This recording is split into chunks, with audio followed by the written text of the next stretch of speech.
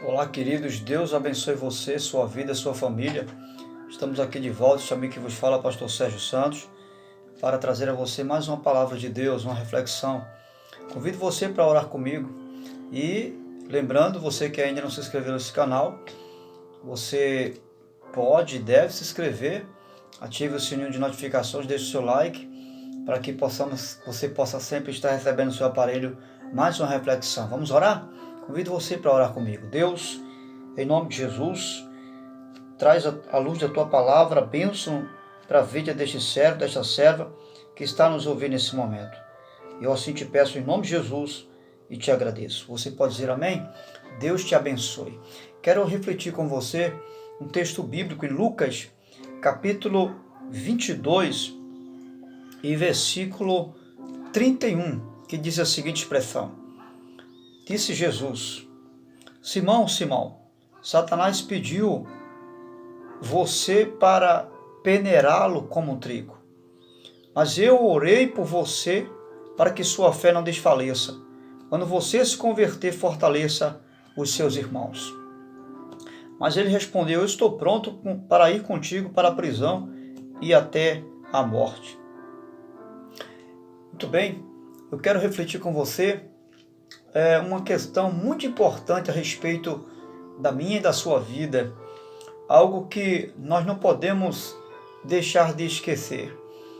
É que nós temos um desafio diante de nós. Eu, como igreja, como membro do corpo de Cristo, você como membro do corpo de Cristo, e como igreja, quando estamos juntos reunidos, nós temos um grande desafio. Só que o desafio que nós temos diante de nós, o maior desafio, além de viver a imagem da pessoa bendita de Jesus, além de imitar a pessoa de Jesus, nós temos um outro desafio, que é a salvação das almas que estão aí diante de nós.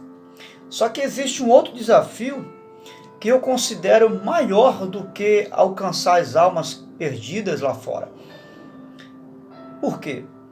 Porque existe algo em relação à salvação das almas que eu e você não podemos fazer, que é exatamente convencê-las do pecado, da justiça e do juízo. Isso só o Espírito Santo pode fazer.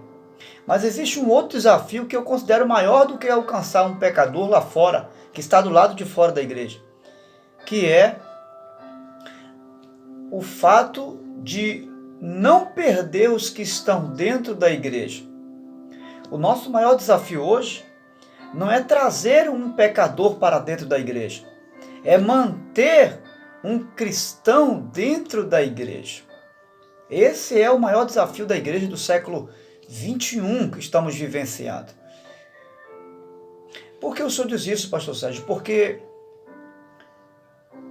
nós estamos vivendo uma avalanche de apostasia, uma avalanche de informações cheias de heresias, recheadas de supostas verdades que no fundo são heresias. E pessoas que se usam da palavra, pessoas que buscam textos isolados das Escrituras para contrariar ou se autodefender aquilo que acredita, aquilo que ouviu e que às vezes não tem nenhum fundamento bíblico. Eu fico me perguntando de onde vem esse esfriamento. Porque muitas pessoas, muitos cristãos que já estão dentro do reino, que receberam a palavra de fé, a palavra da verdade, já foram usados por Deus, foram poderosamente usados na mão de Deus. Alguns chegaram até a ser pastores, cuidaram de igrejas, foram líderes conceituados, renomados, famosos, mas hoje não estão mais dentro da igreja. E existem outros que estão até dentro das igrejas, cristãos, mas estão doentes na fé. Estão vivendo um tipo de um cristianismo doentio na fé, dentro da igreja. E outros que já não estão mais dentro das igrejas, já saíram e saíram apostatando da fé. Ou seja, uma vez lutaram pela fé, hoje lutam contra essa fé. Estão vivendo o oposto do reino de Deus. Por que isso tem acontecido? A primeira questão que nós vamos observar, à luz do que nós lemos, tem sido por um motivo básico. Muitos cristãos estão apostatando da fé, estão rejeitando a fé que um dia receberam, a fé genuína, o leite puro de Deus, porque estão rejeitando os alertas de Deus para a igreja. Veja o que Pedro fez. Jesus alertou ele de algo muito sério. Disse: olha, Pedro, o diabo, ele pediu para se ir andar com você, ele está de olho em você. Mas eu orei ao Pai por você, Pedro. Eu roguei ao Pai para proteger você, para não deixar a sua fé se esfriar, Pedro. Veja o que Pedro disse. Mas ele respondeu, versículo 33, estou pronto para ir contigo para a prisão e até morrer por ti. Em outras palavras, Pedro rejeitou o alerta de Jesus. Ele disse: não, Senhor, comigo não. Eu não. Pode ser João, pode ser Tiago, mas eu vou, se for preciso, eu vou ser preso por ti. Eu vou ser preso pela causa do Senhor. Se for preciso, eu dou minha vida por ti. Isso foi uma forma de rejeitar a mensagem de Jesus. Ele alertou Pedro. Cuidado, Pedro. Tenha cuidado para não fraquejar. Cuidado para quando para você não ser pego de surpresa. Para você não ficar distraído, Pedro. Porque Jesus estava observando que Pedro estava distraído. E essa é uma problemática também na vida de muitos de nós.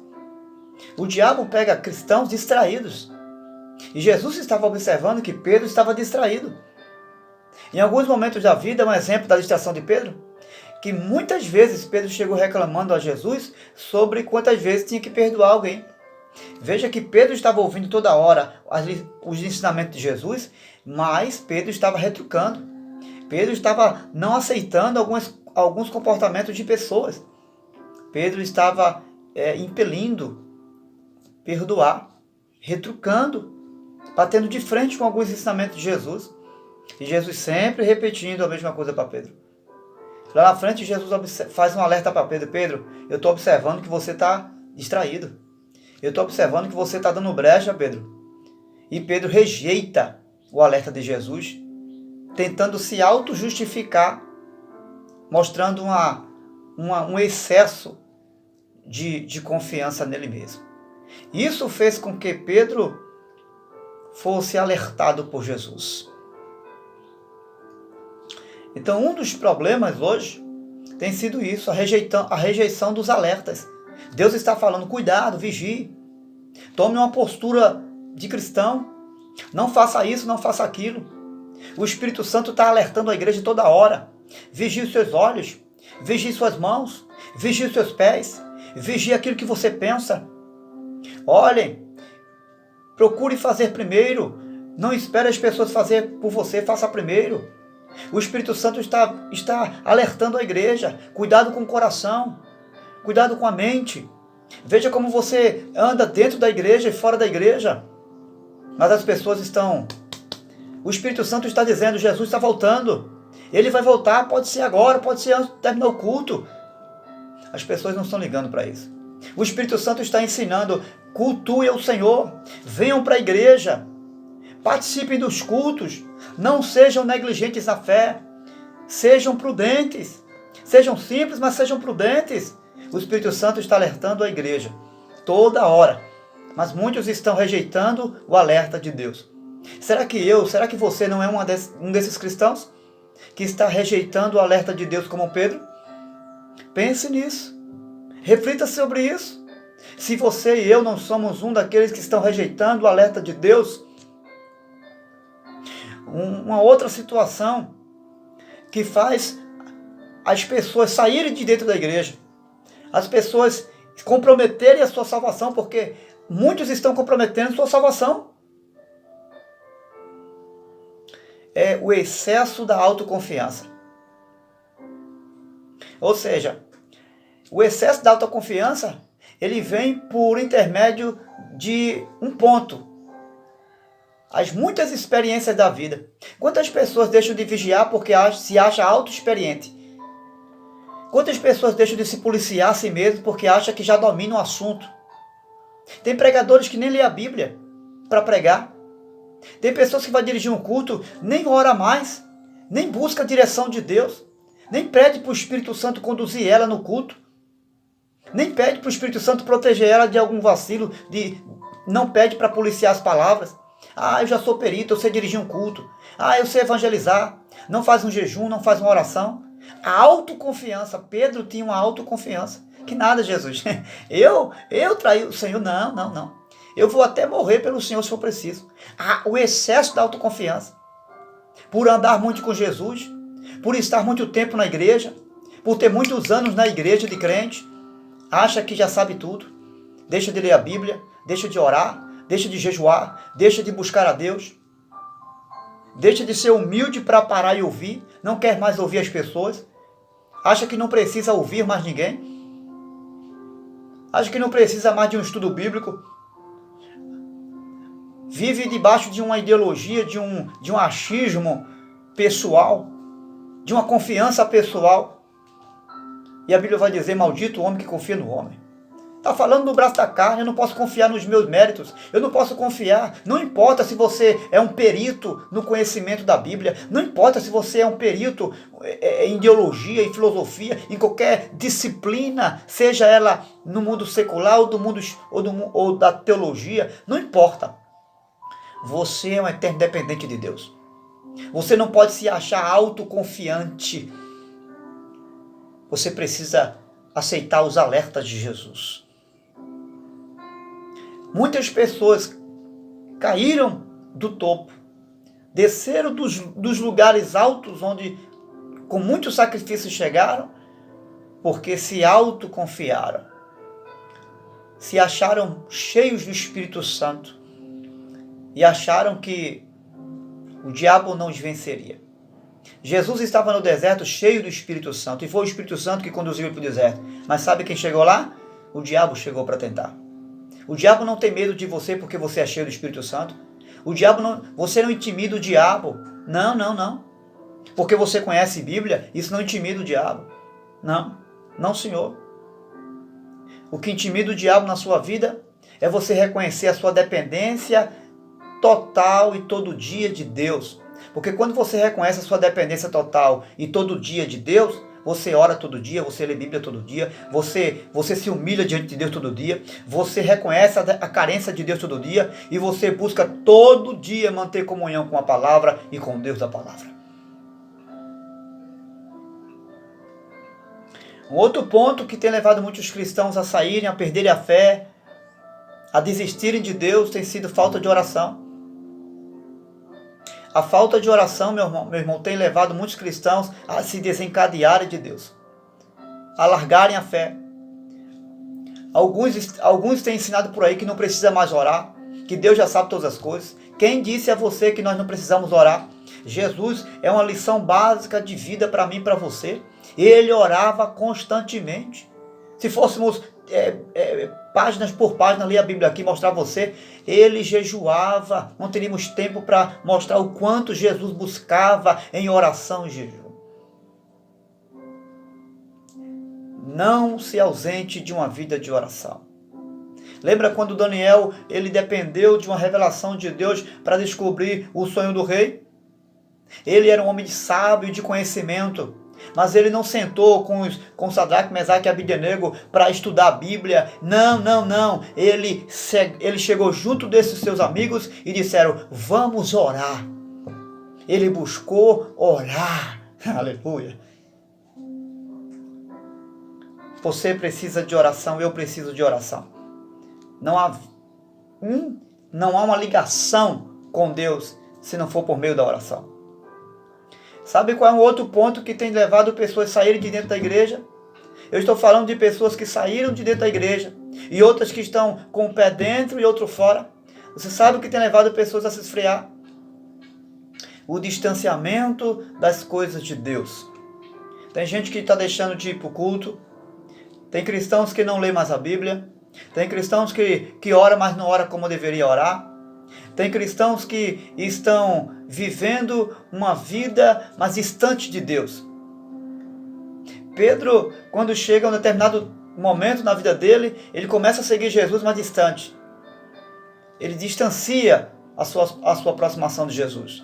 Ele começa a ficar distante, especialmente quando Jesus é preso. E ele chega a negar Jesus ali. E se cumpre o que Jesus disse: antes que o galho cante, você vai me negar 3 vezes, Pedro. E isso aconteceu. Não se distancie de Deus. Se aproxime de Deus. E Deus vai se aproximar de você. Quanto mais você se aproxima de Deus, mais forte você vai ficar. Mais robusto você vai ficar. Deus te abençoe. Ajude a mim e ajude a você a não perder a fé, a não sair de dentro da casa do nosso Deus. Você está percebendo que alguma coisa está distanciando você de Deus? Tem algo afastando você de Deus? Cuidado. Observe. Veja o que é que está levando você a se afastar de Jesus, a deixar de ir para o culto. São as muitas ocupações? E isso está distraindo você? É um trabalho que está tomando o seu tempo? É alguém que está distraindo você?